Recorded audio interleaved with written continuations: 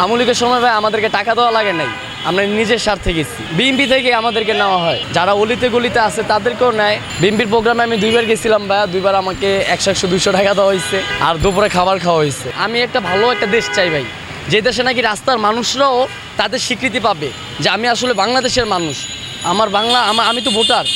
আমি তো এরকম না যে আমি মায়ানমার থেকে আসছি, আমি তো একটা ভোটার। আমি রাস্তায় থাকলেও কি আমি এই দেশের মানুষ, রাস্তায় যারাই থাকে ওরাও মানুষ, যারা 6তলা 7তলা থাকে ওরাও মানুষ। জায়গাগুলো পচে গেছে, ঠিক মতন গোসল হয় না, খাবার হয় না। সরকারের থেকে কি চাইবো বলেন? যে সরকার আছে এই সরকার কয়জনদের দিবে? আমি বলতেছিলাম যে আমাদের দেশের মানুষ দেশের জন্য যদি কিছু আসে সরকারের দিতে হবে, এটা তো কোনো কথা না। আপনি আসেন না, আপনি আজকে আসেন, কালকে আপনার দেখা দেখে আরো 10 জন আসবে। রাস্তায় যারাই থাকে ওরাও মানুষ, যারা 6তলা 7তলা থাকে ওরাও মানুষ। সবার এক চোখে দেখলে আমার মনে হয় ভালো হয়, বুঝছেন?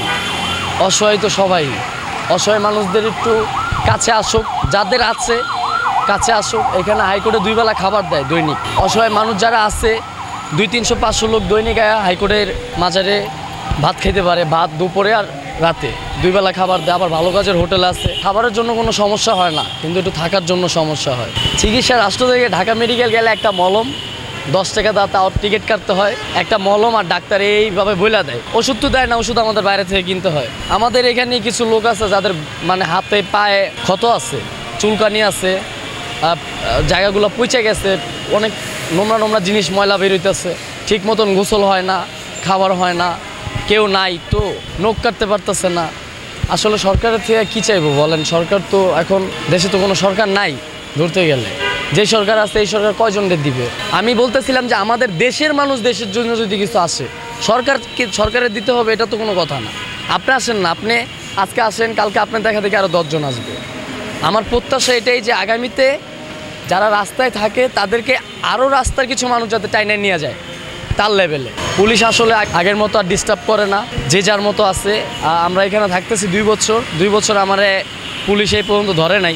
রাস্তায় পুলিশের সামনে বসে অনেকভাবে অনেক সময় অনেক অকারেন্স হচ্ছে, দেখা গেছে অনেকে নেশা করতেছে, ওনারা ওনাদের মতো ডিউটি পালন করতেছে, ওরকম ডিস্টার্ব করে না। কিন্তু মাঝে মধ্যে দেখা গেছে অনেকের কাছে একটু গাঁজা পায়, একটু বাসির ইয়াটা পায়, এগুলো ধরে দেখা গেছে যে সাজা দিয়ে দেয়, মামলা দেয়। তো আইনের মতোই রাখতেছে, মানে আগের মতো আর কি করতেছে না। আমি যদি সারাদিন না খেয়ে থাকি, আমার 100 টাকা তখন অনেক দরকার। তো সেই ক্ষেত্রে একটা মানুষ বলে বিএনপি থেকে আমাদেরকে নেওয়া হয়, একবেলা খাবার খাওয়ায়, দুপুরে প্রোগ্রামে নেওয়া হয়, বিভিন্ন মিছিল মিটিংয়ে যাওয়া হয়। তারা কি করে আমাদেরকেও নেয়, যারা অলিতে গলিতে আছে তাদেরকেও নেয়, নিলে তারা একটা খরচ দেয়, গেছে ওই হিসাবে একটা খরচ দেয়, 100 টাকা দেয়, দুপুরে খাবার টাবার দেয়, এটাই আর কি। ভাই আমি কিন্তু একজন মানে দেশের নাগরিক। আসলে আমি যদি কোনো দলের পছন্দ করি সেক্ষেত্রে তো আমি টাকা দিলে আমি যাব না, তাই না? হয়তো আমারও একটা পছন্দের দল আছে, বলতে পারতেছি না। আওয়ামী লীগের সময় ভাই আমাদেরকে টাকা দেওয়া লাগে নাই, আমরা নিজের স্বার্থে গেছি। কেন গেছি জানেন? আমাদের নিজেরও ভালো হয়েছে। তখন আমি দেখতেছি আমার পাশের যে বড় ভাইয়ের আমি সাপোর্ট করতেছি, সে আমাদেরকে দেখতেছে, তাহলে আমার তারও দেখা দরকার।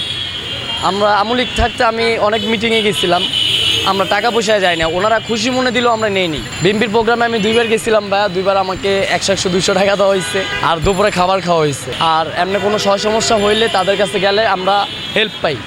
একটা চিকিৎসার জন্য গেলে যাদের মাধ্যমে আমরা যাই, 2-4-500-1000 যা যতটুকু পারে ওইভাবে দিয়ে আমাদেরকে হেল্প করে। ভাইয়া ভালো চাকরি করতে গেলে তো রেফারেন্স লাগে, কাগজপত্রে ভাইয়া নেয় না। আমার সিভি আছে, আমার কাছে পাসপোর্ট আছে ভাইয়া। আমি কিন্তু ঘোরার জন্য শুধু ট্রাভেলের জন্য এই পাসপোর্ট করছি। পাসপোর্টের ফটোকপি দিলে, এনআইডির ফটোকপি দিলেও একটা মানুষ চাকরিতে নেয় না। কেন জানেন? ওই চাকরিতে গেলে ওইখানে আমার আব্বা, খালা, মামা, চাচা থাকতে হবে, আত্মীয় স্বজন থাকতে হবে।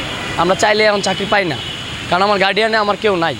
আমার ঘরে সৎ মা, আমার বাবা একটা ছোটোখাটো জব করে, সে তার ফ্যামিলি নিয়েই ব্যস্ত। তা আমি একটা ভালো চাকরিতে গেলে আমার কি লাগে, আমার ওইখানে কোনো আত্মীয় স্বজন বা একটা রেফারেন্স লাগবে। চিন্তা এই জিনিসটা বা রাস্তাতে থাবা দিয়ে নিয়ে যাওয়া, এগুলো আমাদের তো হয় না। কেন হয় না? আমাদের সাথে ওইটা যায় না। আপনি কলারে ধরবেন, আমার মাইন্ডে লাগবে ভাই। এগুলো করে যারা নেশাগ্রস্ত, কিছু মানুষ আছে অতিরিক্ত নেশাগ্রস্ত, ক্ষুধায় তারা এই একটা জিনিস অকারেন্স করে ফেলে। আসলে আমাদের দ্বারা এটা হয় না।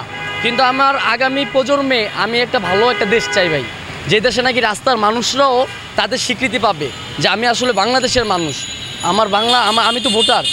আমি তো এরকম না যে আমি মায়ানমার থেকে আসছি, আমি তো একটা ভোটার। আমি রাস্তায় থাকলেও কি আমি এই দেশের মানুষ, এই যে মাটিটাও তো আমার, এই জায়গাটাও আমার। এই জায়গাটা বিক্রি করলেও তো আমার বলা উচিত অ্যাটলিস্ট। এই জন্যই তো একটা সরকার দেওয়া, যে আমাদেরকে যে দেখে রাখবে। আগামীতে এমন একটা সরকার চাই যে নাকি রাস্তার মানুষের পর্যন্ত দেখবে, সবাইকে এক চোখে দেখবে। কে এই গুলশানে থাকে না বনানীতে থাকে এটা না, সবাইকে এক চোখে দেখবে। আমি এমন একটা দেশে একটা ভালো একটা মানুষ চাইতেছি আমরা এই দেশে, যে আগে আওয়ামী লীগ আসুক বা বিএনপি যেই আসুক, জামাত ইসলাম আসুক, যেই দলই আসুক, চাই যে ভালো একটা দল আসুক যেটা নাকি দেশের মানুষের ভালো করবে।